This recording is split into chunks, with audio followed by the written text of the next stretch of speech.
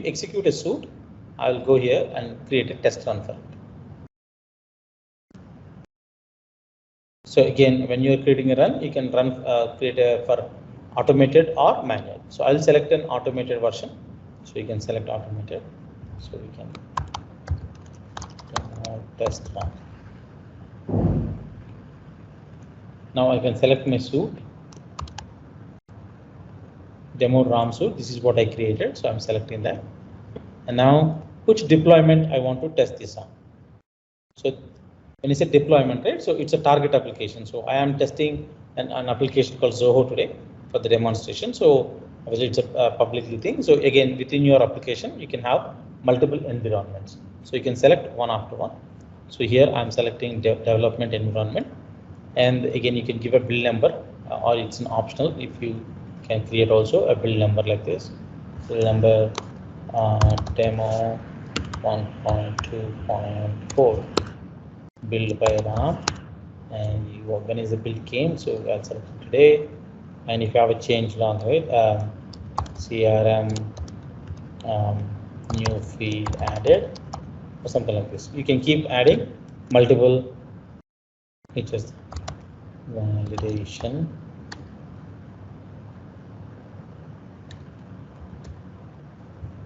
of the field company name has changed. So like this, you can keep adding as many change logs you want just for maintain tracking your changes. I can select that. Now, where you want to execute this, you can select which browser you want to select this, and then the agent. Agent is typically you will have your virtual machines, that is a test lab that is virtually prepared for you. So here with QATTS, you don't have to vary where they are. You see, by simply selecting auto, it will go and execute where on the all the available any of the available node that's there available on the in your test lab that's set up by your company. Okay, here I'm selecting auto logi. So this is my personal node which I have assigned for it. So I can also select if you want to go on a specific thing. Okay, and I can select which client that I want to run this on. So I'm selecting this. Coming to run, you have a lot of other properties that you can also see here. There's some context parameters here. So if you have your test data, which has been set up in a parameterized way, you can inject the parameters from here to your test data. Similarly, we have some extra options here where you can run a particular test in a test mode. So this will enable you to see more logs, and also you can enable capturing the screenshots, and also you can also do the video recording, or you can also even in fact see in the live recording as well, live play as well. So which is been happening on a remote machine. Also, we have advanced properties that can be defined.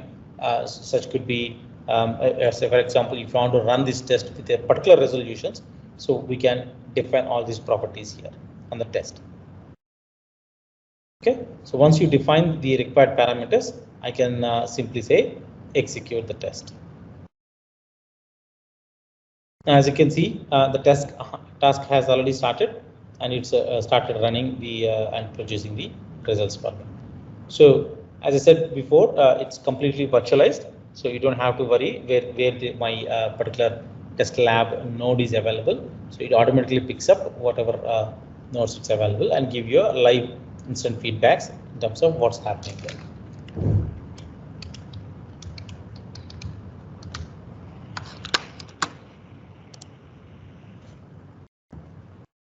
So it's keep doing it while you can see on the top what's going on there, and also in the bottom you can see which step is being executed, and you can review the steps which is already executed. See, as you can see, step 2 is completed, it's moved on to step 3, and even that is completed. So everything goes in very swiftly without any technical knowledge here. So what we can see here in the result now, now the task is completed. So we can see multiple informations that we have. See here, you can download the whole thing into an Excel report. By clicking this, you will get an Excel report of the test and what assertion checks are done. Everything can be seen there. And then you have your step logs and then live log. So what you see is in a more textual nature for a developer oriented is the live logs. So this will give very detailed information about at what stage, if there is a failure, it will give you more detailed information in terms of the failure or the sequence of steps that's carrying out. And then there is a step logs as well, which will give you each and step-by-step result. You can see step-by-step result. And just to give you an overview here, this result summary will tell how many are passed, failed, and all. And also you have an execution summary, how many test cases are there by functionality. And you can see how many checks are being done for individual functionality. Right? So like this, you can keep reviewing your test results. So if you want to know exactly what happened in this particular login, so you can click that. So you get a more detailed information here. So initially it started by doing a state check, meaning it's trying to see whether it's in the right page or not. And then it has taken a screenshot just for evidence. You can see that screenshot has been captured there. And then it clicked on the login button, it clicked on a populated username there, and then it clicked on sign on, and it's entered the password, and then you hit the next button and click on the confirmation. So like that, you can see in detail what step-by-step movement of the thing, and you can also see what data it's been used for this particular thing. If I go back and see the previous another step, which is the creating a lead, which has a more detailed information there. Again, it clicks on the menu, it clicks on the create lead. I took a screenshot there. Took a screenshot there again. Like that, you can go and see individual steps. Here you can see a group of information has been populated. So all the fields that are there on the page is populated in one step with all this detailed information you can see. Similarly, you have asset group as well. So asset group means you want to validate what's been given and what is expected on the screen. So again, you can see what is the item that we are testing and what is the base value and what is the operation. And then what is the target value. In the operation, again, we have a lot of variations you can configure. So you can see here it's been equal to. You can do a lot of string comparative operators. You can do numerical comparative operators or a Boolean comparative operators as well. It's like this. In case if there is a you want to override and you didn't like the particular thing, you can want to add a comment here. You can add a comment. I want to change the I want this to be reviewed by Ram, for example. Yeah, so you can keep adding in notes what you want to do. There will be comments will be added. You can attach screenshots as well, so you can keep doing that. And also, if you're not happy with it, you can also override the result and say, look, this is not what I am expecting. If I want to change it to false, you can also. Sometimes when you get results gets failed falsely, and you can also select them as pass and then override it.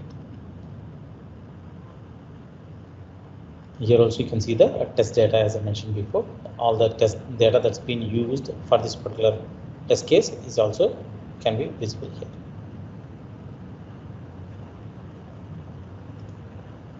And here on the top, you also have, if you want to see all the screenshots in one go, you can click on it and you can see a slideshow of all the screenshots that are pulled out as part of this test. Okay, this is again broken down by functionality, so you can select that, or you can simply whiz through it one after one.